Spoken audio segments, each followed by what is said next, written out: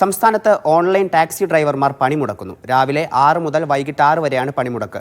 നിരക്ക് ഏകീകരണം അടക്കമുള്ള കാര്യങ്ങൾ ഉന്നയിച്ചാണ് സമരം. ജീവനക്കാർ എറണാകുളം കളക്ടറേറ്റിലേക്ക് പ്രതിഷേധ മാർച്ച് നടത്തി.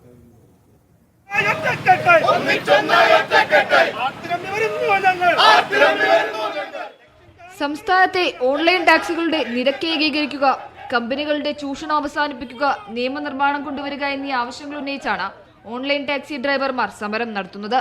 യൂബർ, ഒല, റാപ്പിഡോ എന്നീ സ്വകാര്യ കമ്പനികളുടെ ഡ്രൈവർമാർക്ക് പുറമെ സർക്കാരിന്റെ കേരള സവാരി ഡ്രൈവർമാരും സമരത്തിൽ പങ്കെടുക്കുന്നുണ്ട്. CITU, AITUC എന്നീ സംഘടനകളുടെ അടക്കം പിന്തുണയോടെ ഡ്രൈവർമാർ ഇന്ന് എറണാകുളം കളക്ടറേറ്റിലേക്ക് പ്രതിഷേധ മാർച്ച് നടത്തി.